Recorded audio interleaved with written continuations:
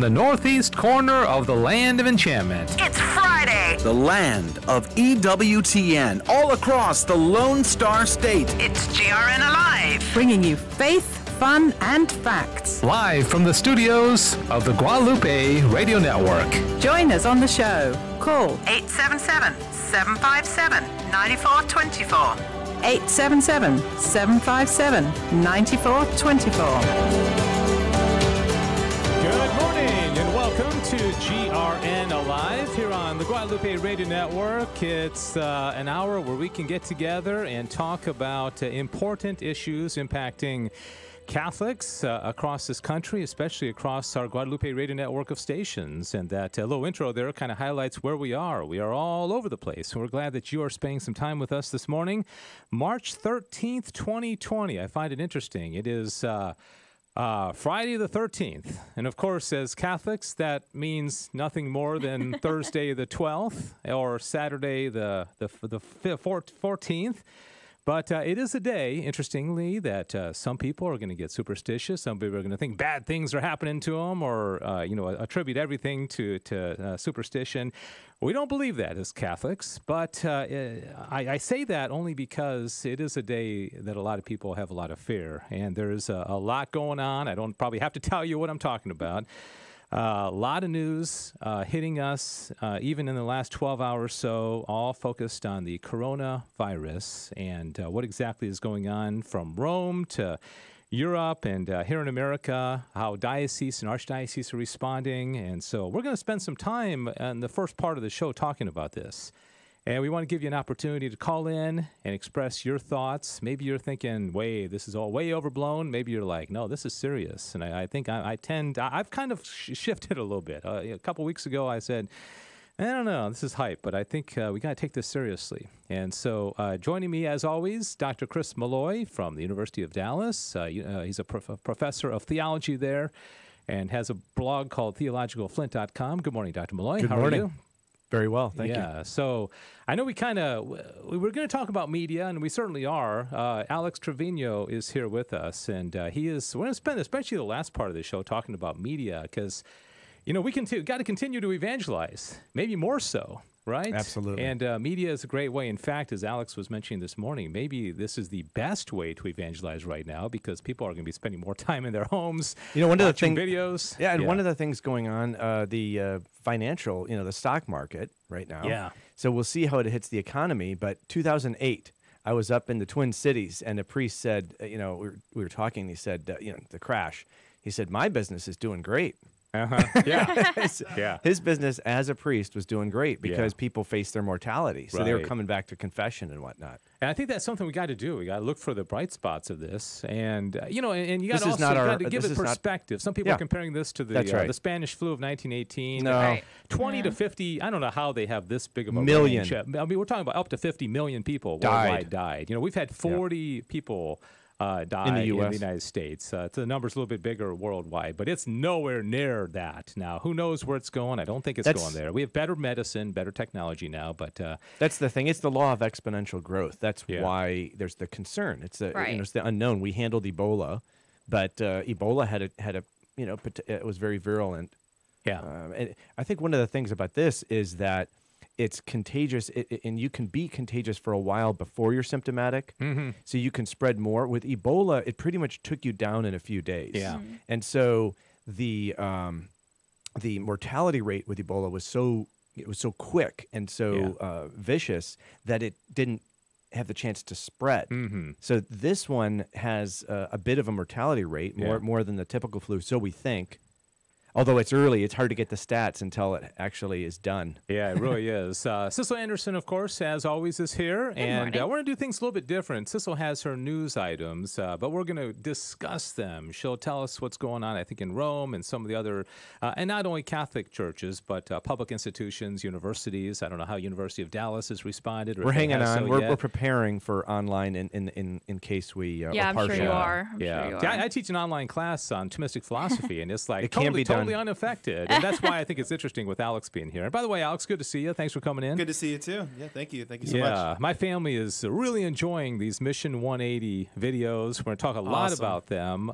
We're getting a lot out of it, and so we'll really highlight that. You'll be especially towards enjoying the end. more of them now because we're all gonna be staying in our houses. Yeah, for 2 right. weeks, so you're gonna have to binge watch this. Honestly, this is just a great opportunity for family time. That's what Yep. this is. It really is. It yeah, is. There's, you My gotta friends and see I were the- talking about this last It's night. also raining in Dallas, so our particular area. Yeah, nothing to do. Just stay inside, get and some pray. Can't go Yeah. biking. Diane Xavier is here also. She does a fabulous job with our social media, and we are on Facebook, we are on YouTube, we are on Twitter, and so if you want to see behind the scenes and what's going on, check out one of those. You can also communicate that way with us as well. And after the show, we hang out a little bit and do a little after show. Dr. Malloy gets to his class, so he's not part of that, but we like to chat a little bit more informally. So hang out with us from like 9 Central to about 9:15 or 9:20 as well. All right, so that's what's going on in the show. Also, here in a few minutes, I'm going to introduce you to the winner of the 2020 car raffle. Last week was pretty funny, It wasn't it? was quite hysterical. got A the little key in my pocket. anticlimactic. And it won't start anything, will it? Yeah. But last year I don't know that we don't have that audio, but I have we went to Midland. Faustino Rodriguez was kind of leading the charge over there. Lisa Martinez, database coordinator, was the one doing the actual drawing for the 2020 Cadillac CT5. She picks up, and of course, it all happened so fast, but here's the behind-the-scenes news. She picks up, she puts her hand in there and turns the thing, and she draws the winning stub. The winning stub had 214 I don't know, three other numbers, 368 or something, and that was it. We didn't have a full phone number, okay? And the name was illegible, okay? Not Wow. ineligible. So she, and she handled it so well on the air, but that's the winner. But And we just heard that you couldn't pronounce the name, Yeah. you couldn't find the name, and then later on we get the picture with no full number, and we're just like, well, okay. So we had to do a little investigative, figuring out who is this. And turned out they were in our database, and we found them. And Sylvia Peralta was the name on the stub. It was her husband, Dr. Alexander Peralta, who had purchased the tickets. Doctor, that's it. Yeah. My dad's a doctor. I can't read his handwriting. So. Yeah, I know. There you go. I told him, I Can't said, read any of them. playing into that stereotype of doctors all having bad handwriting. But That's medical doctors, not us. There you go. Yeah, right. Yeah, PhDs, they got great handwriting. Clear. But interestingly, he came in Monday. We did a live interview with him. I recorded an interview for this show because, this is network wide. And so we ended up talking about the coronavirus with him. He had a lot to say about it. Now, we're not going to play that part of it on this show, but it was interesting that a doctor won. But great guy, Night of Columbus, big devotion to Our Lady of Guadalupe. But we'll play that here in a little bit. Also, this coming Wednesday, this is brand new news. You guys don't even know about this. I think Sissel and Diane I know. do. Yeah, we're going to do a special show devoted only for the Guadalupe Radio Network about the coronavirus. And this is going to be an opportunity for everybody to call in, express your concerns. There's a special novena to a saint that I'm not familiar with. That is for praying for the coronavirus. I mean, for healing and, about the coronavirus and all that. So anyways, and let me just say also, I told you about Alex Trevino. His website is mission180.org. And these videos are awesome. We'll talk more about that in a minute. And let's see. I think that I don't want to miss this because a lot of events are being canceled, and Sissel's going to talk about some of these stories having to do with the coronavirus. But Mario Perez from our San Antonio office asked me to let everybody know that the men's conference in San Antonio, which was scheduled for 2 weeks from tomorrow, has been canceled. Oh, man. Okay, that was March 28th, and you were familiar with that as well. Yeah, I Alex. was gonna go. I was gonna go down. Yeah, don't go. I'm not going Don't anymore. go. You'll be the only one there. I got a 34-week pregnant wife anyway, so I probably shouldn't go. that's Yeah, right. Yeah, do Yeah. not be traveling. All Yeah. right, Sissel, let's talk about some of the things in the news. You've been doing Sure. some research and digging stories up today. Yeah, definitely. So first and foremost, I think one of the biggest things that happened was that Rome has officially closed all the churches for now.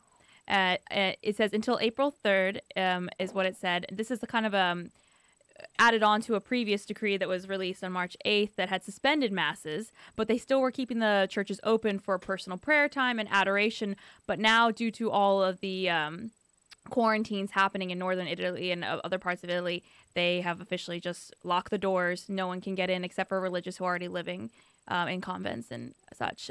So this is kind of unprecedented, very big thing, and a lot of people are upset about it because obviously people are pointing a lot back to past times, particularly St. Charles Borromeo, when there was the plague broke out in the 1500s, that he was saying, go to church more, go to, this is what we need now. So there's quite a bit of criticism about it, but yeah, that's kind of a big thing. Yeah, that's unprecedented, amazing. And a lot of people are not happy about this. I know this all hit people real quick. And these bishops and archbishops and cardinals and pope have to make decisions pretty quickly. Right. I don't know. Any thoughts? Well, one of the things, outdoor processions seems to me to be a great thing. They're outdoors. You're in the fresh air, less chance of contagion, and pray. I think it's an opportunity, frankly, to pray, to repent. We always have sins we can repent for. But especially in our day and age, I think we can be honest that we as Catholics have things to repent for. Why not just have all the masses outdoors? I mean, you can have outdoor. Right now it's raining in Dallas. I was thinking about that. No, but I mean, seriously, it's a great idea. Under most circumstances. I think I saw an article or someone posted that in Italy, their priests are going around processing with the Blessed Sacrament, I believe, and praying for everyone. So I think that is something that's happening in some areas. Yeah, I just saw a video of a priest in a pickup truck, just going around, just dousing people with holy water, blessing the Eucharist. It's pretty powerful. It's like bringing Christ to the streets. That I think I agree with you. There's a fantastic opportunity here to look at the church in a different way. Yeah. There's a priest in Louisiana, Father Champon. Have you ever heard of him? He has a mobile confessional. It's actually it's an ambulance that's been converted into a confessional, and he actually will drive it around. First of all, it's a great witness. Yeah. I wonder if they could ambulance have mobile masses. I mean, seriously, they can drive to you and bring a community together. I know in here in Dallas, where we are last night, I don't know if you saw this, Dr. Malloy, but a judge, Clay Jenkins, came on live at 10 o'clock right as all the newscasts were starting and said no gatherings of over 500 people, including, I think, places of worship. Sure. It was a generic prohibition. Across the board. And even what discouraged anything over 250. Yeah, like with the strongest terms, I discourage anything over 250 and like private gatherings of 10 or more, things like that. Yeah, just very. So does that was a judge That was the judge who made that. the announcement. So that's not law, but that's obligatory. Is that correct? Well, somebody asked him that. They said, well, is there going to be discipline or punishment or what's going to happen? And he kind of punted on that. And he said, well, I think people of goodwill are going to make the right decisions. And he didn't talk about any punitive measures. Wow. And he said something about if you're a group that could get 500 people together, I think you're probably wise enough to do the right thing. He said for a week, right? Starting tonight? Today at 11. That's interesting because usually they've been doing like a 2-week thing because that's, that's an interesting the health commissioner has quite a bit of authority. I had thought it was the health commissioner for some reason. And so if you look up the authority that health commissioners have, it is extensive. He was there too, I think. His name was Dr. Wong. If they wanted to, they could prevent people from pretty much even leaving their homes. Except for work and things like that. Yeah. It's very serious kind of Let me give out the phone number. And dear listeners, if you have something, you're going to know a lot more about what's happening in your diocese, archdiocese. The Archdiocese of Seattle has made some we'll talk about that one. Washington, D.C. is, Monsignor Charles Popa this morning on the program was just so sad that he is not going to be able to celebrate Mass this weekend, and he was so upset about that.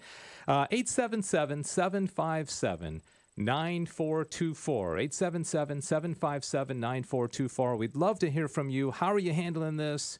Any news from your diocese, your archdiocese that you'd like to share with us and all of our listeners? Maybe you think your bishop made a great decision. Maybe you think you don't agree, but we're going to all be obedient to our bishops. But maybe you think, I don't know about that.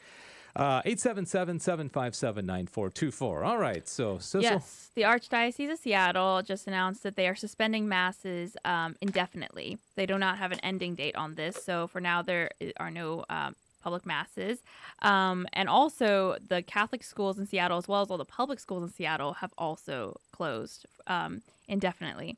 So that's also a kind of a huge thing. Now, Washington State is where a lot of the cases and deaths have been in America. I think it's somewhere around 31 dead in Washington. That's where a good majority There's a lot of travel with China and a lot of Chinese own real estate all throughout that state and Vancouver. up north. The big news here locally last night, and it's what the kind of tipping point was, is that they had the first case where it was, what do they call it, community transfer? Yes. Is that right? Yeah, I think that's Where the term, It yeah. wasn't somebody who had traveled. It was somebody who acquired the virus from somebody here without traveling, and that set off a little bit of a whenever panic. all the concern and everything started shutting down kind of happened. And the Archbishop Paul, hopefully I can say this name properly, Etienne, do you know that, Dave? That sounds good Okay, to me. perfect. Yeah. All right. He said, quote, I want to acknowledge the best science that is out there that basically says, despite our best efforts, the epidemic is going to continue to spread. That doesn't mean we shouldn't be doing everything we possibly can to restrict the spread of this virus and this epidemic. As we all know, this is out of extreme measure of caution. We want to do our part to prevent the spread of the virus. So that was what he had to say about spending mass. One of the things I think he's getting at is this whole flattening the curve. Yes, that's So what a big thing. If you look at it, so basically on a diagram, the hospitals have, a threshold of, let's say, on the vertical axis up to like level 20, to beds, ventilators, that kind of thing. And if you just have the normal gatherings everywhere, then the curve will spike way up to, let's say, level 80. But if you delay, then you can kind of spread the spread, and it doesn't go over 20. Yeah. That's the idea. Yeah. So you think there's some wisdom in these decisions? I think there can be. Let's put it this way. I don't know. I'm glad I'm not a bishop. I would hate to be a bishop right now. Right.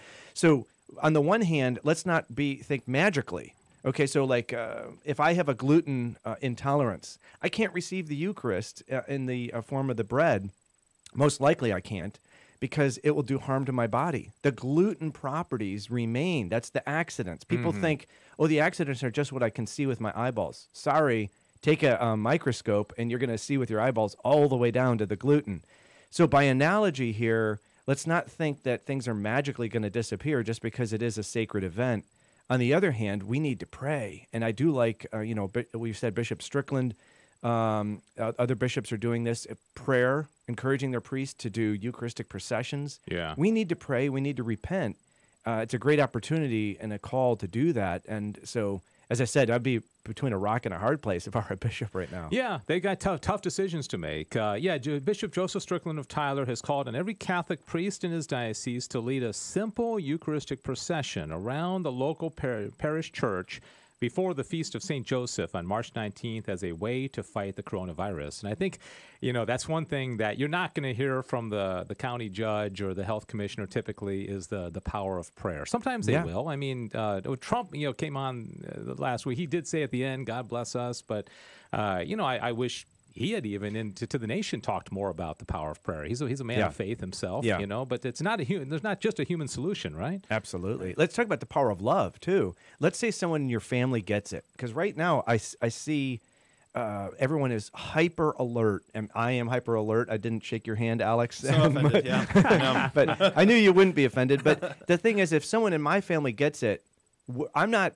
We are going to put the person in a room as long as they're old enough to handle themselves. They'll be in a room. We can bring them food, but they're not going outside in a tent. Yeah. So I mean, the thing is once it comes into your sort of domestic abode, everyone's in it together, and that's one thing I don't think we can lose sight of. We're in it together, and so that is both a reason for quarantine, common good. Yeah. But it's also a reason to say, you know what?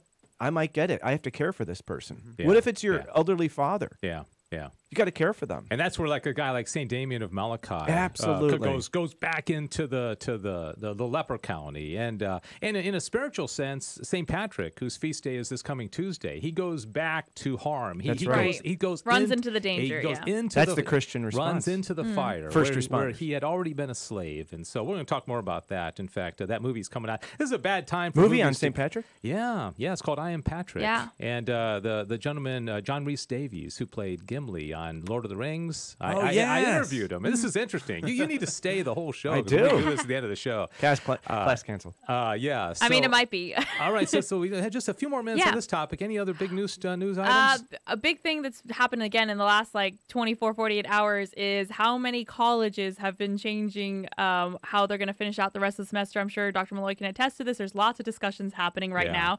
My college has not made a huge decision yet. A lot of people are coming from spring break or about to come go off onto spring break, which is a big thing that's causing concern for colleges because they're all going to go spread out and then come back. Yeah. And so that's why a lot of big campuses are doing online for the rest of the semester. More than 100 actually are, including A&M, Berkeley, NYU. There's a lot. There's a whole list. And at least 200 or so are delaying return for another week. So a lot of people are getting an extra week of spring break. Some of my best friends are staying out another week here. And some, they may be here for the rest of the semester. So...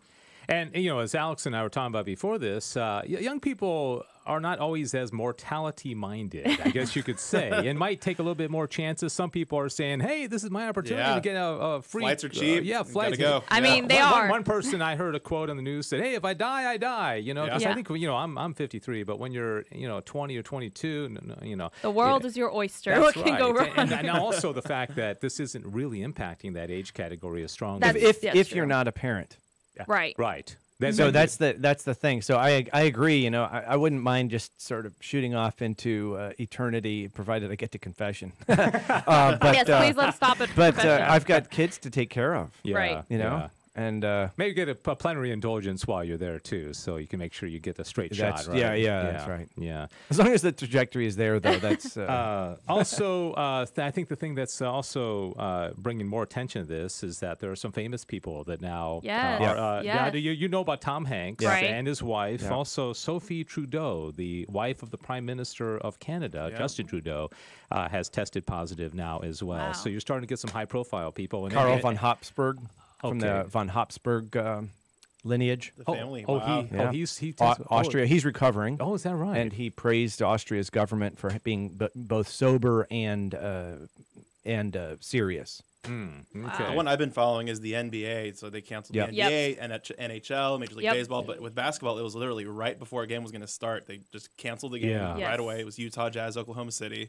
And then a couple of hours later, they just canceled the season. Yeah, MLB's been postponed. So crazy and the NCAA too, I think, aren't they? March Madness is done. March Madness is gone, yeah. It's canceled. It's not postponed. And They that, just and that's canceled the thing. it. If anybody thinks this isn't serious or it's just hype, when money starts getting forfeited like this, we're talking millions and millions. Yeah. And I hate to just put it in money terms, but when the NBA cancels their season, March That's Madness, serious. it's serious. Yeah, I saw a joke that now we're going to start betting on like third grade Pee Wee football. Oh, gosh. All the March Madness, the Final Four, no more. We're anxious. It's especially serious when Disneyland closed, because Disney does not close for just anything. They've only closed like 3 or 4 times in the history, and so Disneyland is closed. Well, this is another note: is if the virus isn't serious, the response is serious, and it's having serious impact. Yes. I mean, businesses are closing. Yes. This is the 9,000 points down within a week. I mean, crazy. That's all the gains made in this presidency so far. And I think what terrifies me more than the disease itself is the reaction. Yeah. That everyone's having. The 100%. overreactions. Right. Going to the grocery store and buying up all the toilet paper. The toilet when it's paper is not gone. You're necessary. limited to how much you can buy. Those reactions. That's what freaks me out more than what we're dealing with the virus itself. Yeah, exactly. All right. I did hear, however, just this morning while we were on the show, about a test you can administer to yourself, and maybe that would be a good idea to spread the news on that. Wow. From a medical person, right? Oh, okay. So you should do is, because the thing is, once you realize you have it, it's probably too late if you're in the serious category. Okay, you take a deep breath in the morning, first thing. Hold it for 10 seconds. If you can do that without a problem, without discomfort or coughing, you're probably pretty good. Okay. If you can't, you need to investigate further. Wow. Keeping your mouth a little bit moist is a good idea. Yeah. Mouth and throat. All right. Well, that's a pretty simple, low-cost test good, right there. Yeah. All right. Well, thanks, everybody, for the contributions. Of course, just want to remind everybody, Wednesday during this time of next week, Joe McClain and I are going to come on. This is going to be an opportunity where we're going to talk really about this from a spiritual standpoint and also a practical medical standpoint as well. We're going to introduce you to a wonderful novena that we will be praying as a network. And there's a saint associated with this. In fact, we're going to get I think, a gentleman from the National Catholic Register to come on with us and talk about this saint and who we can ask for intercession during this time of crisis for our country and our world. That'll be this coming Wednesday at 8 o'clock, and we'll be sending out texts and emails, and you'll receive a lot more information about this. But we invite you to listen and also participate in that program. All right, at this time, I'm going to introduce you to the winner of the car raffle. Is that what we're doing next, Cecil? Yes, yes. I'm sorry. I apparently skipped over that for a second. I don't have my schedule in front of me. I was about to take you off air.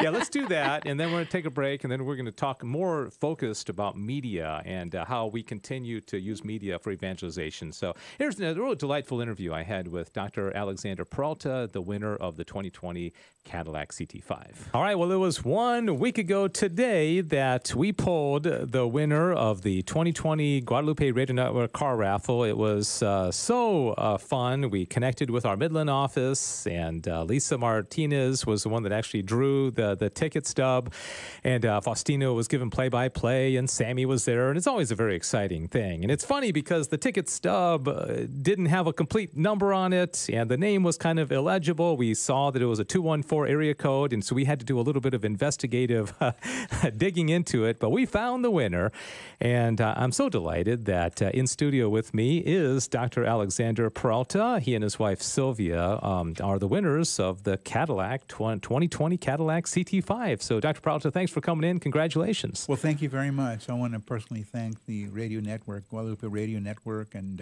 all the people who were involved. I'm glad that we were able to raise money to help the church and to help your radio station. It was a very interesting Friday morning for us, and I'll tell you a little story because, my wife answered the phone call, and she is actually the winner. Yeah. I am usually the one who buys the raffle tickets, pays for them, and signs everybody's name. I don't have the best handwriting, so I print very slowly. Well, as I was filling out her ticket, this is what happened, and that's what they showed me, is that I'm also a Knight of Columbus. So one of my fellow Knights comes over and starts speaking to me. I got distracted. So I only put her area code and her first 3 numbers, but the church knows the Peraltas because we've been parishioners for 38 years. Yeah. So they figured it out, and we got vetted by the radio network, going like where you're born, raised, and social security number. Right. And so we found out that we were officially the winners. And it was just a tremendous surprise for us. But more importantly, we sit back and we think, what a great God it is, what blessing we have. God is great. So we are very, very grateful and thankful for this opportunity to give thanks to God and to you all for this brand new Cadillac CT5. Yeah, you were at Holy Spirit Parish in Duncanville, and for those outside the Dallas Diocese, it's in the southern part of the Dallas Diocese, and you were at an 11 o'clock Mass that morning. I believe one of our volunteers, Rick Strickland, had gone up and given a little presentation. So why did you buy the tickets? I always buy tickets, even though my wife says, we never win anything. All right? We've been doing this for 53 years. We've been married 53 She can't say years. that anymore, right? Yeah, no, right. We never win anything, and don't put my name. Well, okay, so I always put our name. So you broke 2 rules. I broke 2 rules. I bought a ticket, and I put her name on it. And so we always are contributors. But I think what resonated with me was what the person who was there representing the radio network said to us. It was very important for us to consider buying a ticket because this was going to help the radio network and a lot of the things that you do through the La Promesa Foundation. And I said, well, we need to help. We need to do something. And even though if we never win, we never go with the intention of we're going to win. We go with the intention of a donation. Yeah, exactly. More than anything else. Yeah. And God takes care of the rest. And I always tell people, because if people buy tickets, I say, you're going to win one way or the other. You're either going to win the car or you're going to support Guadalupe Radio Network in our effort to save souls and to proclaim the gospel message of Jesus Christ. So all the other people who aren't Dr. Alexander and Sylvia Peralta who bought tickets, they won in a sense. Now, they don't get the Cadillac, but they did win. Well, I think we're all winners. We're all winners because we're trying to help out. And we'll always have God in our hearts. Amen. Now, you mentioned being a Knight of Columbus and a faithful Catholic. Great devotion to Our Lady Guadalupe, too, right? Yes, sir. Yeah, I'm very lucky with Holy Spirit Catholic Church. I'm a lector. My wife's a Eucharistic minister. We try to sing in the choir. Felipe Ramirez is always very kind and tolerating us. Not sure if I'm a tenor, and I'll have to tell you something really funny. When we first auditioned, he asked me what kind of voice I had. And I said, well, I'm not sure. And he said, well, are you a tenor, a baritone? No, I said, I have a shower voice. And he is originally from Spain. And he said, what's a shower voice? I sound great in the shower. Everybody does, right? But and then I'm a fourth-degree Knight of Columbus, also with the church. And so we're very devoted to our parish. We came 38 years ago as a very young couple. And we'll never forget, because the first weekend we arrived, we had everything still in our van.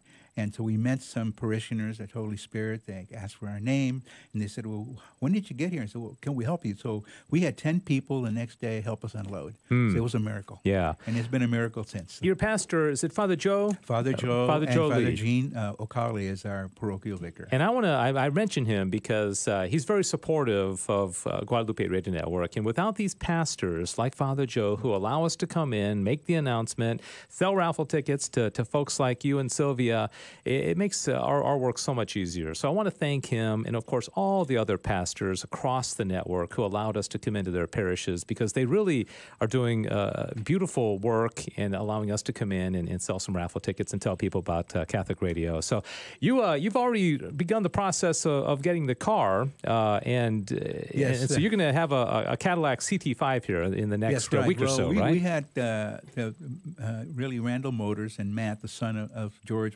Randall in San Angelo, was very kind. He sent me an email, and he told me what was in inventory. And so we had a choice between a red, a white, or a kind of metallic black. So we chose a white, and second choice is black. We're very excited because I was quite surprised at all the standard features, so there's nothing much we needed to add, and we'll pay the variance of the taxes and anything else to get in the car over here. But he sent me an email, and I plan to talk to him today to make final arrangements to bring that Cadillac to Dallas, Texas, and Duncanville. And then your next stop is to come up here to the studio and give me and Martine a little ride, right? And Cecil can go in as well, right? Absolutely. We'll go to lunch. I like that very much. And so, again, Dr. Alexander Peralta from Duncanville, Texas, sold a lot of tickets, but he was blessed, and he's the one that got the call last Friday morning. His wife first, and then I talked to you, and he's the winner. And so we're going to post some pictures on Facebook so you can see Dr. Peralta, what he looks like, and we got a picture with a sign handing him keys. It wasn't exactly the Cadillac keys, but for the sake of the picture, right, we had to get some keys for it. But anyways, anything else you want to say to our listeners? Well, yes, sir. I just want to say that we're very blessed, and this weekend we had an opportunity to kind of sit and contemplate all the blessings that we have, all the blessings that we get from God. And we must not forget that God always knows what's best for us. We live in a very, very, turbulent time. It's a lot of questions and a lot of concerns and a lot of illnesses. But we have to know that God is always with us, that he protects us, and that he blesses us, and he provides you with the grace we need for us to move on a daily basis. So I thank God, and I thank the Guadalupe Radio Network for your kindness and their love, and a new car. All right. Thanks so much for coming in studio again. The winner of the 2020 Guadalupe Radio Network car raffle is Dr. Alexander and his wife Sylvia Peralta from Holy Spirit Parish in Duncanville. And come around 2021, we're going to do this all over again, and there's going to be another winner. So we thank everybody for their support of the Guadalupe Radio Network car raffle. I just want to mention one last thing. Buy a ticket. Okay, you never know, you'll win. Buy. That's right.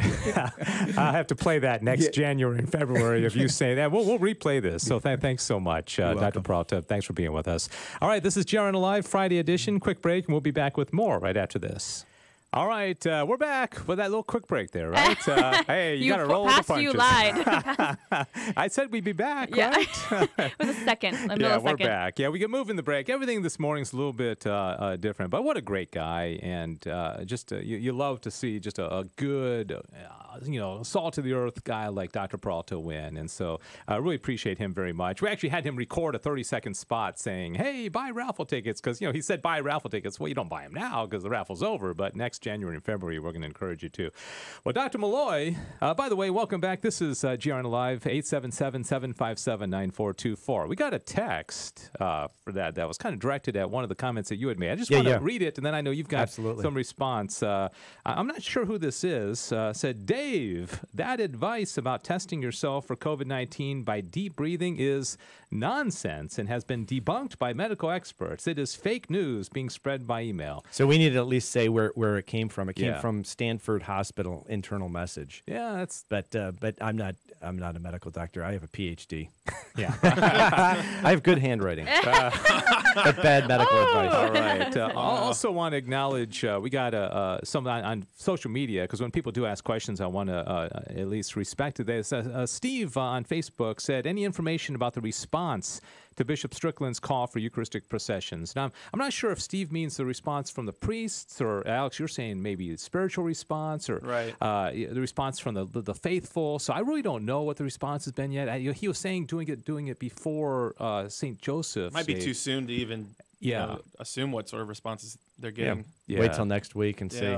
Yeah, but I know it can't hurt. I mean, doing something like this. I don't see, in any estimation, it can't hurt. Right. So, and my own university is going to have a Eucharistic procession after spring break sometime. Oh, that's awesome. Yeah, so there's going to be a lot of good that comes out of this. Unfortunately, people are gonna pass away, and people die of the flu anyways, and so there's going to be some horrible things. But I think overall, there is going to be some spiritual benefits. Let's remember, this isn't our lasting home, too. Yeah. Right. Not over panic.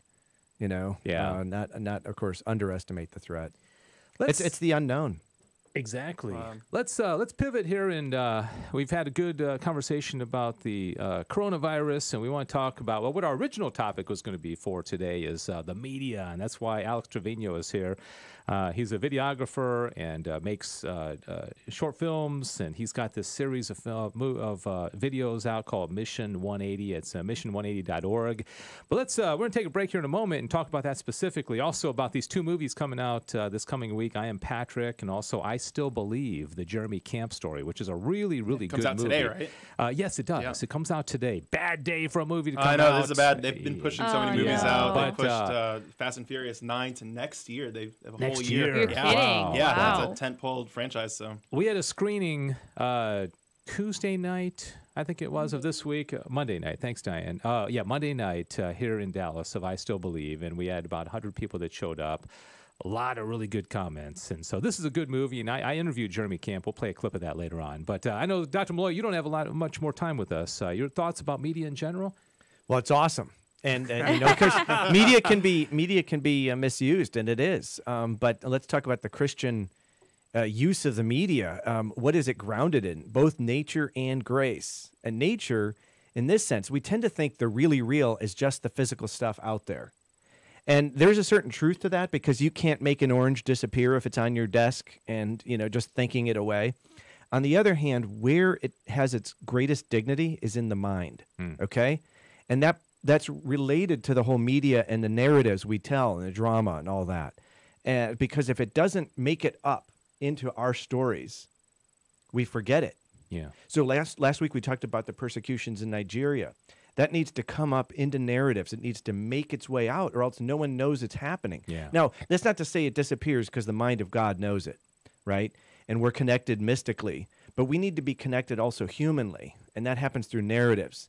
At the level of Christianity and grace, we have, in the beginning was the Word, right? The Word. Yeah. That's where God's message takes flesh, because it becomes flesh. Also, there's another one. I was linking this too, Alex, this morning. He is the image of the invisible God. So he is Word and image. And there you go. There's your video. Isn't that beautiful? I mean, I never thought about that, but he's like Word and image. And we've said this before.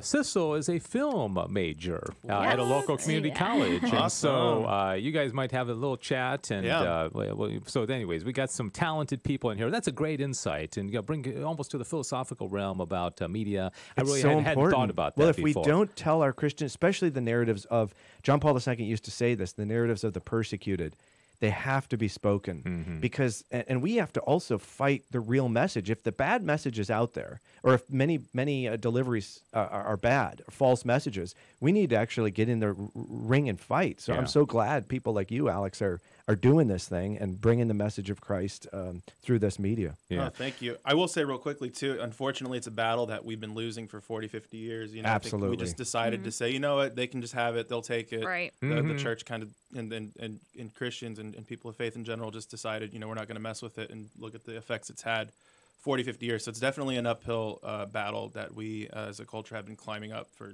decades now. Yeah. It's going to take that much time and effort. I would say, I mean, like music is more the things that I listen to than video. And you think about it, Christian rock usually isn't that talented. So all the talent is the people no with offense the, out there, but so it's great to see that there's talent going into the video thing. It's a similar thing. We need to get talented quick. Yeah. Yep. All right, and that's what we're going to be talking about. One talented young man, Alex Trevino, and we're going to take a break now and come back and talk more specifically about a project that he has been working on. It's now out there. It's called Mission180.org. I can give a personal testimony of our family. Last night, sitting around the TV, hearing Alex talk about the power of prayer and deep, intimate relationship with Christ and speaking from the heart, and it means a lot to us. And so we want to encourage everybody to, it's free, a free subscription, right? Yep, absolutely. And we're also going to talk a little bit about these two movies coming out, I Am Patrick, and also I Still Believe. I got some clips from some of the actors. So quick break, and we'll come back with more on Alex Trevino after this. Dr. Malloy, thanks. We'll see you next week, right? Okay, God bless you. Instead of fighting the crowds, isn't it so much easier to hop online and do your shopping in the comfort of your own home? Did you know that you can help the Guadalupe Radio Network when you shop online? All you need to do is shop on Amazon Smile and 0.5% of your purchase goes to the GRN. Just go to AmazonSmile.com and select La Promesa Foundation as your nonprofit of choice. La Promesa is the parent company of Guadalupe Radio. It's that simple to give a little extra help to the Guadalupe Radio Network.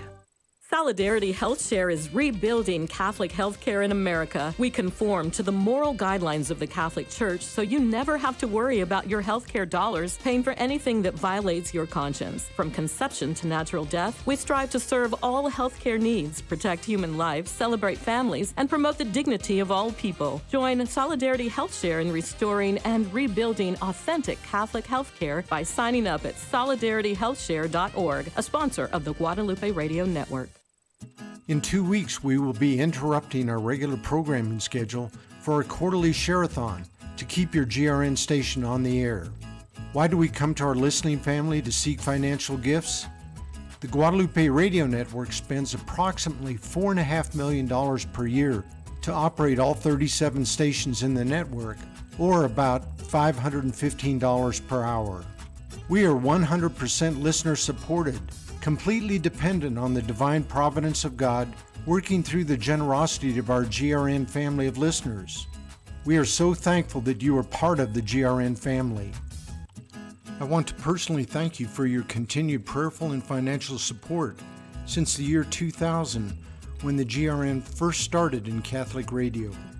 This is Len Oswald, president of the Guadalupe Radio Network, with your GRN Family Minute. We are your Catholic radio. Radio for your soul.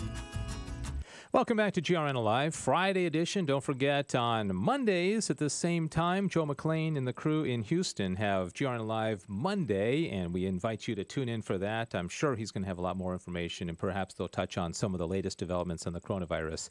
877-757-9424 is the phone number, 877-757-9424. And Alex Trevino is here, producer, videographer, creator of a new series of videos aimed at the evangelization of young people. It's called Mission 180. It's located at mission180.org, and we're going to talk about that. How you doing, Alex? I'm introducing you. You've been on for the whole show. Yeah, no. I've been doing great. This show, it's been awesome so far. Just this discussion about what everyone's talking about. I'm on Twitter all the time, and it's all anyone's talking about. So, of course, that's what's going to be on everyone's mind, and just hopefully put everybody at ease and take care of yourself. And at the same time, evangelization continues. It has to. Maybe more so. 100%. Yeah. So you're going to be at home for 2 weeks. You're going to be quarantined. You need something to do other than, Honestly, yeah. That's right. I had a privilege of going out to, on your invitation, watch you on one of your video shoots a few months ago. Right. I think it was. Yeah, and, October. And so I went out there and kind of saw behind the scenes of what's going on. But tell our listeners, because most of them are learning about this for the first time. Absolutely. Mission 180, what's the whole point? Yeah, I'll just give the quick little 30-second blurb on it. Mission 180, it's a series of 180 videos. So it's a lot of videos, and which entire purpose is to bring about this renewal in the Catholic Church among the youth, young adults, millennials, their families. And we do that in 2 ways. Each episode is split in half. The first half is a teaching on the beauty of the Catholic faith, or an idea that stems from the Catholic faith, or some daily advice. We feature a lot of priests in our series, so they give the majority of these talks. It could be about a life of the saint, the sacraments, the 10 Commandments, some practical advice. And then the second half, which to me is the most important part, is we all pray a decade of the Rosary together. Mm-hmm. So every single episode, it ends with a praying of the decade of the Rosary. So if you're watching it in a classroom, as a family, individual, in an organization, you're all praying together. And so, doing this 180 times, something's going to happen to you. Something's going to change. Your heart, your soul. What we hope is that it literally does a complete 180. Yeah. And you're reoriented to Christ, and you bring that light to the world. So Mission 180, that's what we want to do. We want this to be a journey for people to do a 180 in their lives, in their hearts and souls, so that this renewal of the Catholic faith, this love for it, this energy, this positivity can just spread all throughout the world. Mm-hmm. Dr. Moyer was saying in a moment, he insulted all the Christian singers out there. Yeah. And I got one text from my friend Scott, and he said, has he heard of Bob Rice? And I mentioned Matt Maher to Dr. Moyer. But anyways, the reason I bring that up is, we want quality. We want beauty. Right. And that's one thing that I've noticed about these videos is that the quality is really good. I love during the decade of the Rosary, the imagery, the videos that you have in the background. And so it really raises you up to a place where you can contemplate God. Thank you. And the thing too, when we shot all the episodes, we had a crew of 6-7 people. We took our time. We prepared. It wasn't just me with a tripod and saying, okay, go. It was a discussion with the priest or the on-camera talent before we shot. That way it was clear what we were talking about. We'd go back and say, hey, can you just add this little part, or what about this? And what was beautiful with working with the 4 priests that we're featuring is they're very collaborative. Mm-hmm. They were just incredible priests. 3 of them from the Diocese of Dallas, 1 from Newark, New Jersey. Just fantastic people. Really, really spirit-filled priests, and I'm really glad that we're able to feature priests in a very positive light as well. In a time right now when honestly, people look down, even in the church, look down at priests. I'm really happy that the series brings them up at this level. Yeah. So mission180.org is the website. Yes. If somebody is listening and they're like, okay, I want to go on there, you sign up, but they're free. What do you do? Here's the deal with this. So we fortunately have been funded all for production, all through marketing, all through distribution, and we're able to offer this for 100% absolutely free. There's no cost to this at all for anybody ever. You have access to the video library when you sign up. So all we ask for is that you create a free account. So again, free account, where we just ask who you are, where you're watching from, if you're a teacher, how many students are in your classroom that you're going to show it to, if you're a family, how many members in your family. That way we can see, okay, we're getting this out there, we're impacting a lot of people, because that's all we want with this, is just to impact people. And that's all we ask for is you get a free account. You'll be getting weekly emails from us, just, sort of checking in, seeing how you're doing, sending you just, good pick-me-ups for the week. But then you have access to the library. So right now we have 10 videos published. And then over every 2 weeks or so, we'll be releasing the rest of it. So batch by batch, we're releasing. You can't binge watch them all like this weekend. You could. You can watch all 10. You'd be done in about an hour and a half. You'd be done. Yeah. And, like we said a couple of times already, this might be just the opportunity to sit around the TV with your family like we're doing and raise some questions. There was one, I think the second or third video was about young people and the impact that they can have in the church. Right. Father Andrew gave gave a great lesson on you can't send an adult to do a kid's job. You know, the saying, you can't send a kid to do a man's job. Well, what about the inverse? Yeah. You know, kids' prayers mean so much to our Lord. He listens to them. He listens to the younger ones. Yeah. Lady Fatima didn't show up to middle-aged people. No, she didn't show up to a 30-year-old guy making videos. You know, she showed up to three. What were they, like 10-year-olds? They were like 10 and 8. Yeah. And Bernadette was pretty young. Yeah, 14, I think. Yeah. It's amazing. Yeah. All right, if you have a question for Alex Trevino, call us up and join the conversation. I've got two media experts here with me, Awesome. and Sissel can jump in as well. 877-757-9424, 877-757-9424. Highly recommend this, mission180.org. You can also go to his website where you can learn a little bit more about what he does, alexproduces.com. Great website there. Thank you. All right. I want to spend a little bit of time. We'll come back and remind everybody about this, but I want to talk about a couple of these movies that are coming out this coming week.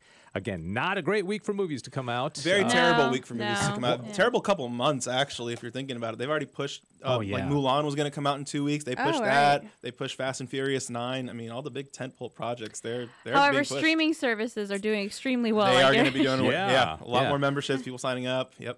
So this coming Tuesday and Wednesday, there's a 2-day release of a movie called I Am Patrick. Now, I love Patrick. I have a son, Patrick. My dad was Patrick. I love St. Patrick. My wife is Irish, and so I have a natural affinity to this.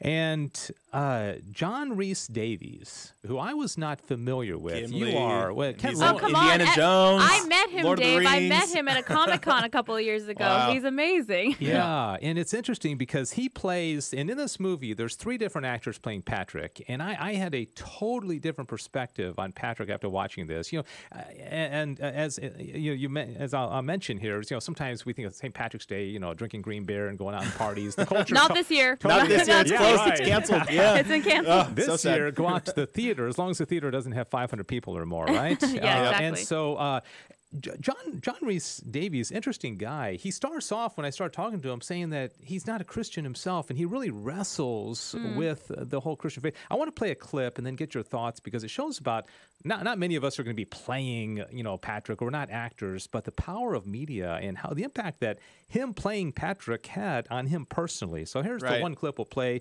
with Gimli. Is that his name? Gimli. From Lord of the Rings. Yes. Absolutely. He's got a great, and he's not even Irish. He's Welsh. But It's an amazing accent. yeah, so all right, here's a couple-minute clip of my conversation with him.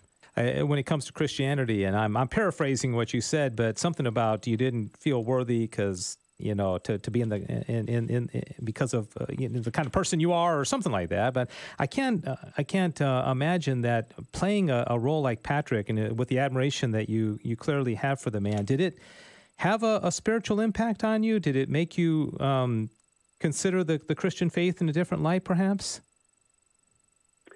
Well, I have Look, I'm all too aware of what we owe Christianity. I mean, it is Western European Christian civilization is one of the glories of mankind, and as you know, I'm pretty passionate about its greatest achievement, in my opinion, is the abolition of slavery. I mean, if we're talking about just chalking up things that Christians and Christian civilization have done, the abolition of Christianity has to be, you know, one of the major contributions to mankind, really, from any religion. But the truth of the matter is, I would not call myself. I know Christians, and I know some really good Christians, and I cannot call myself a Christian because I'm not prepared to pay the dues. I'm not prepared to go to church on Sunday, and I suppose I have too much intellectual vanity. Vanity is, of course, a great obstacle to communion with God or anything like that. But my belief is I think I've gone through various phases, you know, from being atheist to agnostic. I think that what I know about the universe and the size of the universe now, I'm pretty sure that we live in a universe so vast that not only is anything possible, it is God is. I think God is a racing certainty. I don't.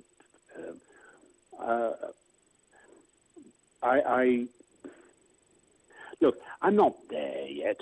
There may be a bit of time, but I think he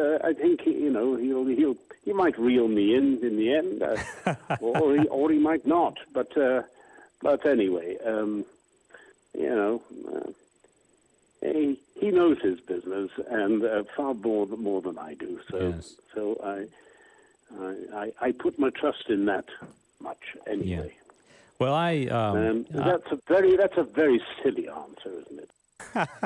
Isn't that great? I just that 2-minute clip, it was like total introspection about 100%. God. Yeah. I just loved it. I was thinking, wow, I felt like like inside the mind of this great actor as he's contemplating God. I just loved that. Yeah, it's fascinating. It's like his heart is there and he can't wrap his mind around it quite yet. So he can't really jump off the boat. Right. Like Peter. You know what it sounds like? It reminds me of St. Augustine, like, Lord, make me chase, but not yet. That's kind of like Lord, save me, but not yet sort of thing. And like he knows it, but he's not there. Yeah, exactly. I'm like, I listen to him like, he's Catholic. He doesn't know it. He doesn't know it. Yeah, he's there though. He's there. Interestingly, John Rhys Davies has come out many times in standing up and making sure that the world is aware of persecution of Christians in the world in the past years. It's been a big thing. That's actually when I met him that my dad came with me and personally thanked him for doing that. And he's very, very dedicated to that. And I think about this, he's contemplating, he's wrestling with this, but he's not a young guy. And I'm thinking like at some point we just have to take that leap of faith and say, yes, I believe, like Augustine said, I believe, help my Lord, help my disbelief or something like that. Right.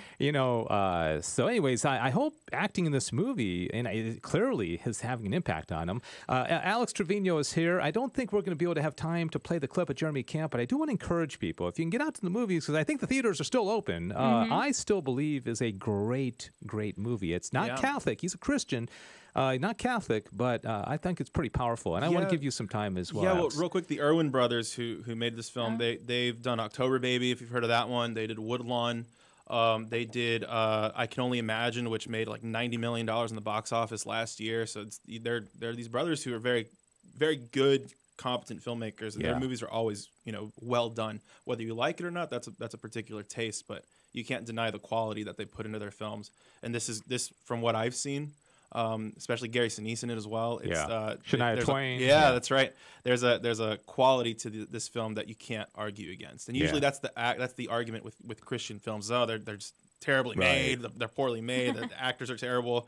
You can't have that argument with this one. Yeah, that's true. And I think that elevates it definitely. Yeah, we don't have time to talk about this, but the lead actor, KJ Apta, is that his name? KJ Appa, yes. Yeah, is a guy that plays in a different series, very, which is very not quite series. as pure. And I just wonder, and I don't know, what impact playing this pure, holy man of God has on an actor. It's got to have a positive one. There's so many stories of people like Andrew Garfield when he was in Silence, where he went through the spiritual exercises, the Jesuit spiritual, and it had an impact on him, whether he's converted or not. But it starts something. It puts something in there. Exactly. It's planting the seed, and that's what I love. Being a part of a project that plant the seed in people's hearts. You should make one of those such projects, huh? All right, then. I'll try. All right. I think we got to go. Thanks so much. Diane did a great job on social media. We've had a lot of people watching us on YouTube. I know we're going to continue the conversation. Alex is going to be able to hang out a little bit longer on social media only. This is the end of the radio program, and we're so grateful that you're listening. Take care of yourself. Wash and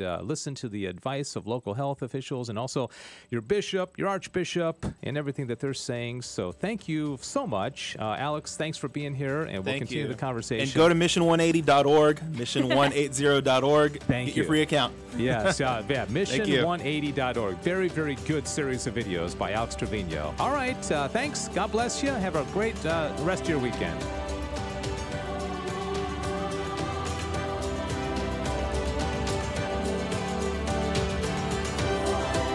Thank you for listening to GRN Alive.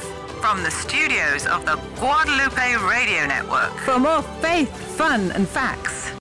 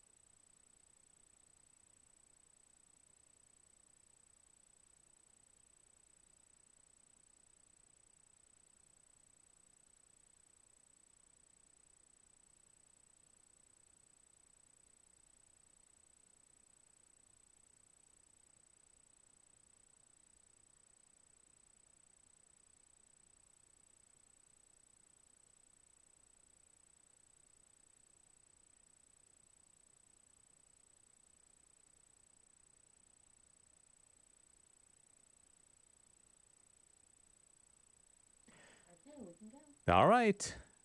Welcome, everybody, to the after show here on GRN Alive. Dave Palmer and Sissel Anderson. Diane Xavier is running social media. I believe we're on YouTube, Facebook, and Twitter.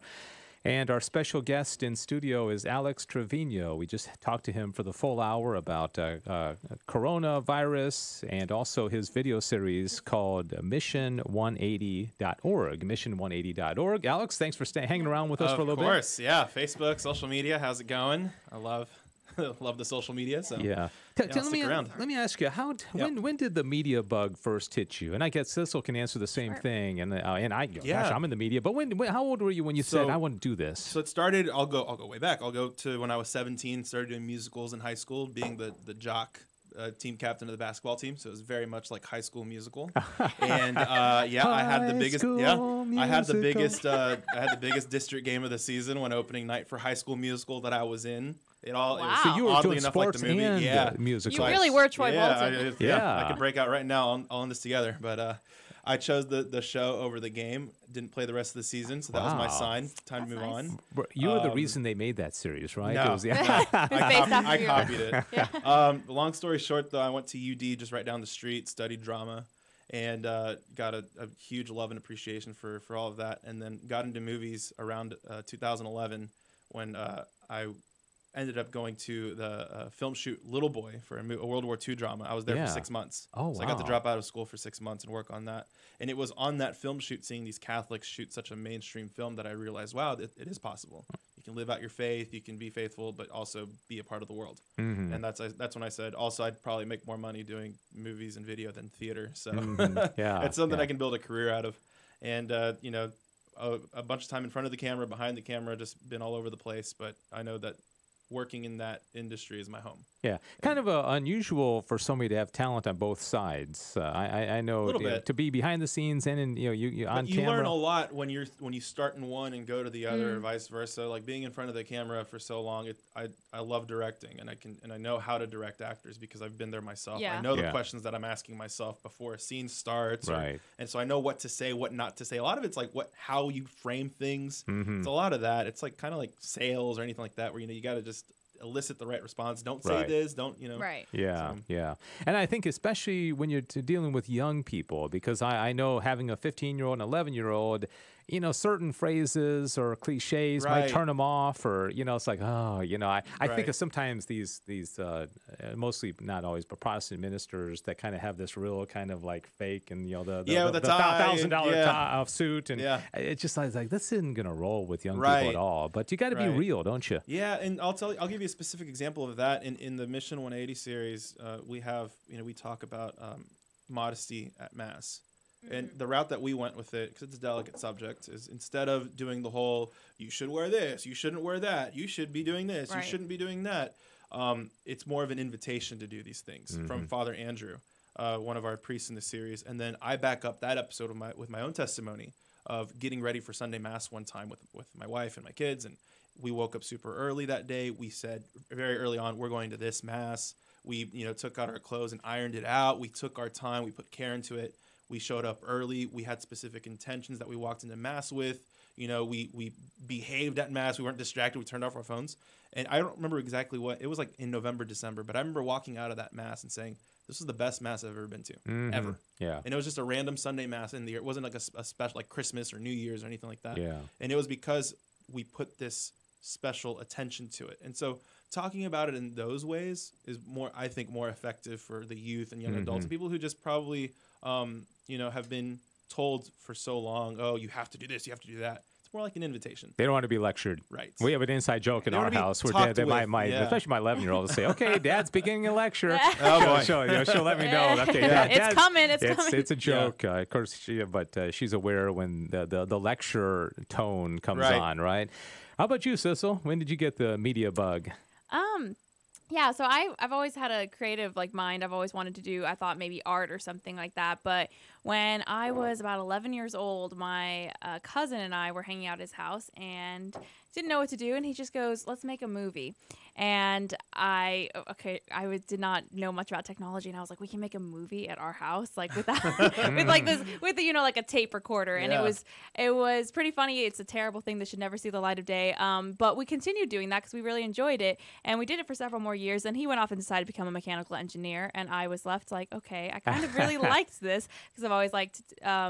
I always feel like messages can be portrayed very well with telling stories. I always love parables in the Bible were like my favorite part. Yeah. And so I always think that you can make a connection with that. So yeah, I've kind of ever since then kind of looked around, what could I go into? I did consider acting for a while, but then I decided maybe I'll go behind the camera, and then maybe I'll take a few acting classes because I have heard for directing it's very useful. Best thing to do is take an acting so class, you really absolutely. do understand. I did some musical theater too, but not very. What'd you do? Tell me.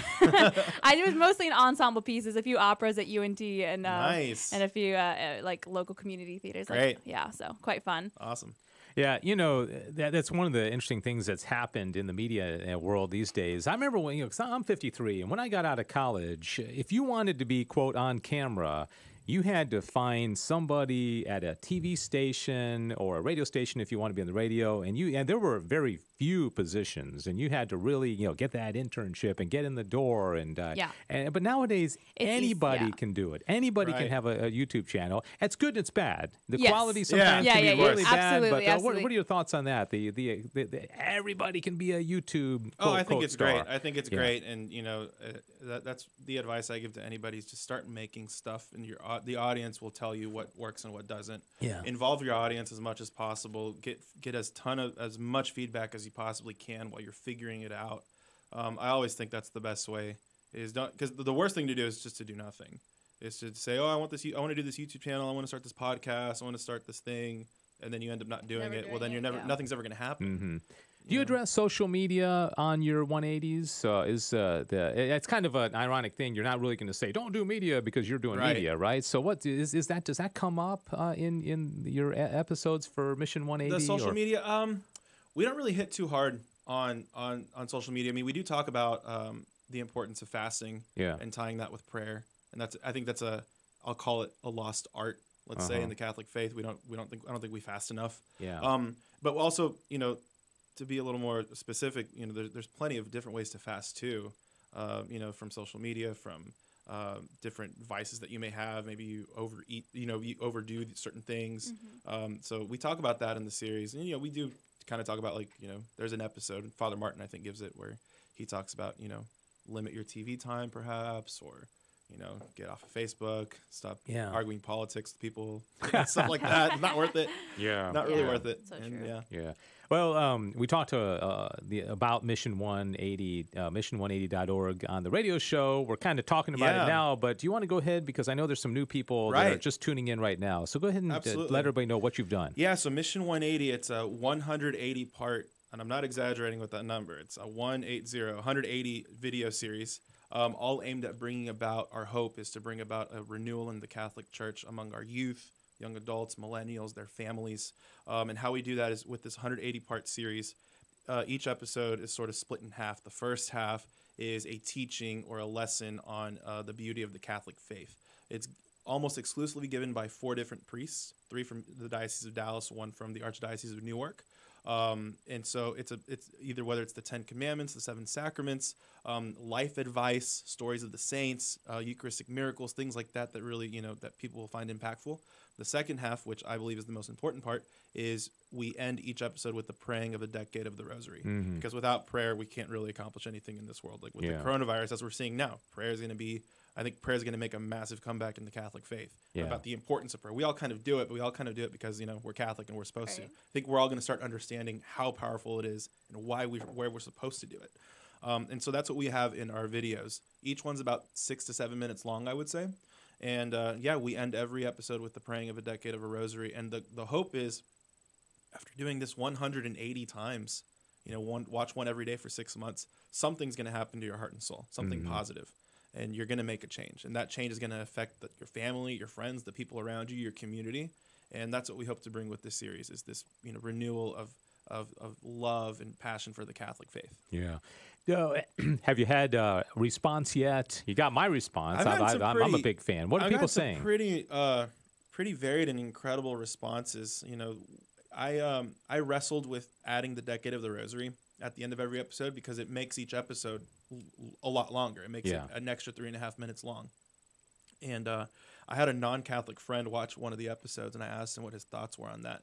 And he said, you need to leave it in there. It completes the whole thing. Wow. And that friend is now in RCIA. Oh, is that right? So, wow. Yeah, and that's one of the ones that hit me really hard. Another one was an old college friend of mine who I haven't talked to in quite a while.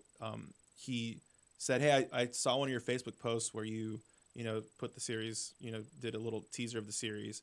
And he said, man, I wish I had this in high school and college. I would have made a lot of different decisions. Yeah. And, my path would have been a little straighter. Yeah. So it's a couple of messages like that I've gotten. And then from different, just random people who say, Mission 180 is an answer to my prayers.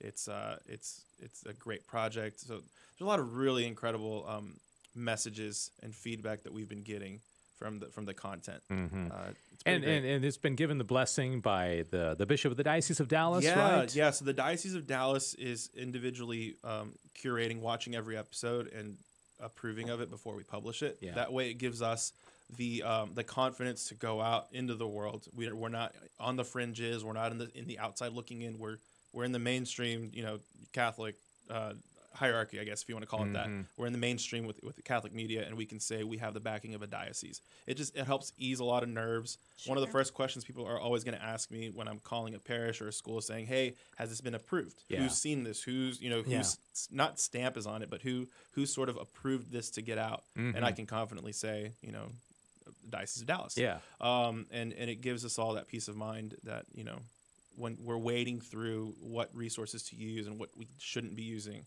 this gives us a very good feeling that, this is something that's good for me. Yeah. We also talked during the show about the opportunity some of us may have, some of us may be forced to have over the coming weeks where we're spending a lot more time in the house. Yeah. Yeah, honestly, my friends and I were talking about it last night. This is just God saying that we need to spend more time with our families and do less. And it's really interesting because this is all coming out when I've been very overwhelmed because I'm getting close to graduate, and I'm just like, I just want to need everything in the world to stop for a minute. And my friends are like, well, thanks, Cecil. Good job. It's also a great time for you to get a free Mission 180 account. Exactly. You're so biased. It worked right You're so biased, Man, Alex. you planned this out quite well. By the way, I would just 180 videos. Oh my goodness. Are you all still like mid-production on that? Or we finished filming almost all of them. I think there's a couple of pickup episodes we're going to get because we have our list and we sort of see, this one's not going to work out, so we're going to go reshoot some. But we shot over 2 weeks, a week in October, a week in January. We learned a lot of lessons in October that helped us to make it easier for us in January. And it's not something I'd recommend anybody ever do to try to do this. It's a very difficult process from curating the episodes, from preparing the episode, like where are we shooting, all the gear, the hiring of people, the studio, getting the priests in, getting them prepared, making sure that they're ready to go when we shoot, making sure we have enough time to shoot them so that they end up being good episodes. They're not a waste of anybody's time. It's a very unique project, that's for sure. That sounds like a producing nightmare. Yeah, honestly, it's been fun. But I've learned a lot. It's the most fulfilling project I've ever worked on. I've worked on a ton of stuff. Yeah, this is the most fulfilling one. This is the one I think will create a lot of positive change in our culture and in the world. How did you pick the priests? You've got 3 from the Dallas Diocese, and then so one I had from kind of a personal connection to each one. So Father Thomas Bardema from UD. So I said, hey, alumni, help me out. So he's in. Father Arthur from SMU. Father Martin from St. Mary's up in Sherman. Who my assistant Michael Ursua, he connected me to him. And then Father Andrew in New Jersey, he's one of my best friend's brothers, who was just ordained. So he's a baby priest. Yeah. And he's actually an army chaplain. So he's got incredible stories. And so that's how we sort of picked the priests. It was sort of, okay, who do I know? Who do I know that can get me to some people? And within a couple of weeks, we had it all ironed out. And they all had really good ideas to bring to the table as well. And it's awesome working with priests and media, just because we're sitting there and we're filming these episodes and we're learning so much about our Catholic faith while we're shooting. And there's a couple of non-Catholics that worked on this project as well, and so they started asking questions. I would say cut, and then they would get into discussion with the priests. And part of me is like, okay, come on, guys, I got 20 minutes to shoot the next one. But part of me was also saying, Right. maybe this is part of the mission as well, as all of us making this project for us to change as well. Sure. And you learn it was an incredible experience shooting these. Mission180.org. Mission180.org is the website. Highly recommend you go ahead and subscribe. Fill out the little quick. You just create a free account. You just say who you are, where you're from. That's about it. And then right now we have the first 10 episodes live. Yeah. And then every 2 or 3 weeks or so, we'll be releasing the rest of them. So I think next week we'll release like 22, 23 episodes. Yeah. And then just over the next 2-3 months, we'll have them all out. Wow. Starts off with the Jordan Felice song, Down to the River. Why that song? What was the connection with that one? Down to the River to We're going down to the river. Yeah, something like it's a great song. I mean, so what? It's a great song, but I've heard it every day for the last. So you're done with it. You are done. Yeah, but it's a beautiful song. And now you got me singing it off tune. That's got to make it worse. Well, the next version 2 we'll have you sing it. Yes. Yeah, you want no viewers, right? Yeah. Okay, I gotcha. It was just a great song. One of our principal donors, he requested that song, and we heard it and said this fits great. Yeah. So we're gonna do it. Yeah. Awesome. Talking about media in general. Yes. We'll come back and remind everybody of mission180.org. Well, I just did. What projects? You mentioned Little Boy. What we talked during the show about I Am Patrick, and I Still Believe. If people watching us now on social media say, over the next few weeks I'm gonna be home more. I want to watch some good movies, some good maybe podcasts, YouTube videos. Well, what are each of your recommendations other than mission180.org? Yeah. That's a great question. That's a very on the spot question. I mean, the podcast that I love, the Joe Rogan Experience. I don't know who else does, but it's the #1 podcast in the world. Joe Rogan's great because he brings in people from all these different perspectives. He brings in, and it's a fantastic podcast. Sometimes they're 4 hours long too. It's amazing how long this guy can talk for. He's the guy and keep your attention. Yeah, and he's the UFC guy who's at the end of every UFC fight interviewing. So he's a pretty well known. I think he hosted Fear Factor too. That's his big claim to fame. Joe Rogan's great. Does he come from a Christian perspective? No. But that's the thing. He just talks to anybody. It's just, Yeah. if you want to learn, that's a great podcast. But in terms of movies, that's actually a very great question. Well, talk about the Irwin brothers and the ones they've made. You're talking about before. So we have October Baby was great. We got Woodlawn. They got I Can Only Imagine. Which was I loved I Can Only hit last Imagine. year. Yeah, massive hit. Made $90 million in the box office. Dennis Quaid. Because I don't know about you, but most men and maybe a lot of women carry around what they call the father wound. And when you talk about I Can Only Imagine, my goodness. Talk about a father wound. This is a guy who was, literally beaten by his father. Witnessed, and so that Bart Millard story, I had an opportunity to interview Bart Millard. That's awesome. And that's a powerful movie. If you haven't seen it, go see I Can Only Imagine. Yeah. October Baby was outstanding. I know, too, from working on Little Boy, those producers, their first movie, Bella, if you haven't seen that movie. Have you seen that, Sissel? See it for the first time in 10 years. Yeah, it's a phenomenal movie. It was Eduardo Verástegui. Yeah. Okay. Women tend to think he's kind of handsome. I don't know what they're thinking. I'm a film student who never has time to watch films. Just want to say that. It's a great pro-life movie that doesn't beat you over the head with a pro-life message. The selling point to me was that Toronto International, which is the #1 film festival in the world, it won that festival. That's awesome. And you also got a guy who's it's a romance, but it's just a guy that makes the right decisions, living with a lot of guilt, and finds another broken soul, and they help each other out. Yeah, it's really good. You got to see that over the next couple of weeks. Okay. And you come back and let us know what you thought. Well, when I'm on quarantine, I will. I'll have time then, and then I can watch it.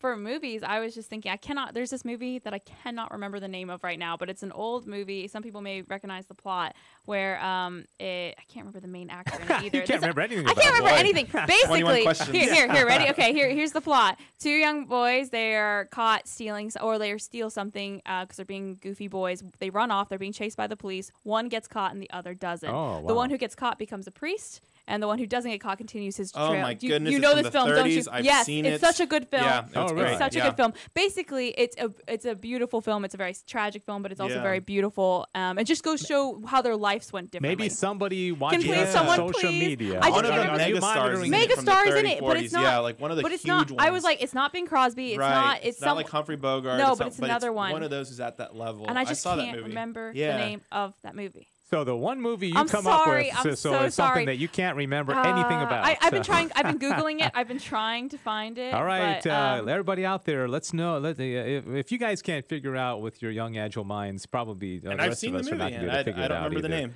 Yeah. I was asked to make a special shout out to the second most famous person in San Antonio, Richard Reyna, your counterpart. Is he still watching? He's watching. That's okay. it. I got a text from him, and he asked me to. I'm kidding. Yeah. No, he did say that he's listening right now. In these movies, it's kind of like jokes. You hear thousands of jokes in your life, but when somebody puts you on the spot and says, "Tell me a good joke," you can't remember any of them. You can't. And all these movies that we think of, I'm glad you brought up Bella. And the ones by the Irwin brothers, and also there's the Kedrick brothers, right? Brothers they've put out they make good Courageous stuff, yep. and a number of movies, and they seem to be getting better each time. The War Room was put out by the Kedrick brothers, Pretty I sure, think, yeah. and I thought that one was great. Yep. It was I thought that was a powerful movie. Mm-hmm. Anything else come to mind? Well, for me, I haven't seen as many of the really popular Christian films because admittedly, growing up, I've not all the Christian films have not been my favorite things. There are recently, I feel like a lot of them have been quite good, but I don't always see them. I think Christian films are very difficult to make because it's a very internal thing usually that's going on in the story, and so putting that in a film is hard to do without making them super cheesy. You know what I mean? They're very genuine, but it's hard to portray it. But there's a lot of classic movies that are not Christian films, but the themes in them, it's back one time when Hollywood actually had themes that were good. If for TV shows, if you're looking for a TV show, Father Knows Best is a great show. That's a throwback. That is. I love Father Knows Best. It has great themes, and that's TV show. So. Yeah, and I do want to reiterate again the movie that comes out tonight, and they're going to need some help. This is probably going to be mostly they're going to make their money off videos. And even if you can't go to the movie, I suggest just buying a couple movie tickets. It's like $20-$30. Buy 2 of them. Don't show up, but at least support the movie. I've done that to movies where I just can't show up. Then again, if nobody shows up, then you're in the theater by yourself. and you're fine, right? Yeah. I remember what movie was it? The Unplanned, when that one came out. I couldn't make it, so I said I'm buying 10 tickets anyways because this is a movie that we financially have to support because then more movies like this are able to be made. Yeah, exactly. You got to support them. So you got to support them. The movie coming out tonight is called I Still Believe. And I've seen it twice. I saw a screener at home, and then Monday evening, we had a screener at a theater here locally. Sissel has just had a light bulb go on. Let me finish my thought, and then we'll go. The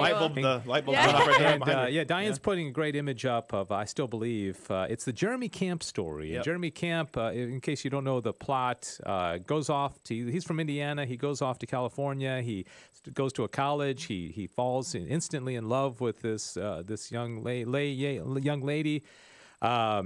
They kind of impulsively decide they're getting married. Well, she gets diagnosed with ovarian cancer, and they get married anyways. And then she's quote cured, and the power of prayer and everything. And then 4 months later, it comes back and she dies. And so it's the love, the loss, the pain, the agony, and all throughout the whole thing, he stays very faithful to her. And there's a very poignant moment. Gary Sinise plays the father, and Jeremy has just lost his wife. She's dead. He's in his early 20s, and and Jeremy also has a special needs brother. And so he looks at his dad, and his dad was kind of a wannabe pastor who never really was that successful. So Jeremy looks at his dad and he says, "Dad, why did, I forget the kid's name, Bobby have to be born? We prayed for a son and he's born with a disability.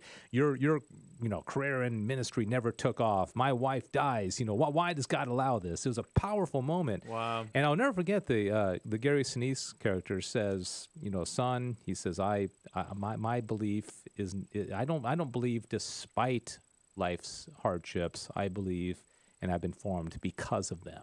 And it's a great thing, especially during the coronavirus, to tie it into the thing. It's like, rather than saying, "God, why are you allowing this?" You're saying there's something that God's doing in our culture and us individually, allowing this to happen because we're going to grow from it. Right. So that's a great movie. Go see it. Like you say, buy some tickets, support it. Yeah, if you can't make it out, at least buy a ticket or two. That helps a lot. Definitely.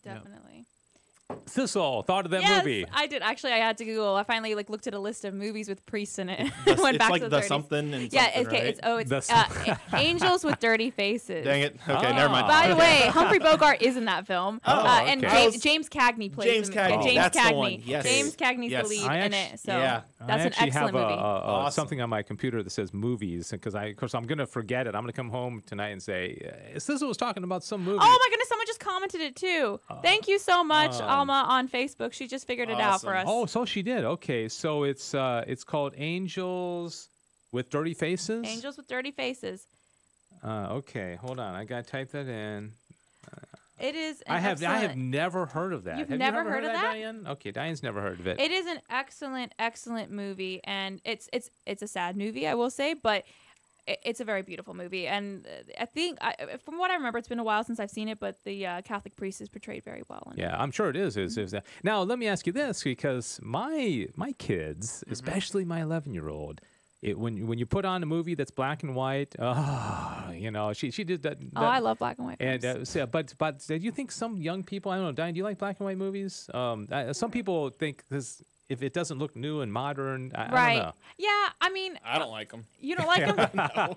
I watch them. I just They're don't like different. them. Different Yeah. pacing. Everything's It is, different. and I grew up with watching those films, so like I like them, because I'm very much about the character study of, and so when you take everything else away, it's very focused on the characters. And don't get me wrong, I'm the biggest Marvel fan, and I love like the big action and stuff like that as well. But I love black and white films. I'm the only person like in my film classes who actually appreciated what's it called? The one with Here we go again. Rosebud. Come on. Oh yeah, Casablanca. That's not Casablanca. No. You could guess Casablanca for any black and white movie, and you'll probably get the answer. Wait, no, right. Rosebud is Rosebud is the story Citizen of Kane. Citizen Kane. William Hearst. Citizen Kane, which is also a very good story. Otherwise known as Casablanca. Yes. There you go. Okay. 100%. We should stop maybe talking about old movies. This is not going well for us. Yeah. Okay. So, all right, we're going to have to wrap this up in a couple minutes. It's been a lot of fun. Why don't we spend the last few minutes here once again promoting your effort and encouraging people to get out there and set up an account. Absolutely, yeah. So with Mission 180, you just go to the website. You top right corner, you create an account, free account. We're never going to charge anybody for watching these videos. You just say what your role is in the church, whether you're a parishioner, an individual, a clergy member, part of an organization, and you just sign up. You get your membership, and then you have the first 10 episodes right now.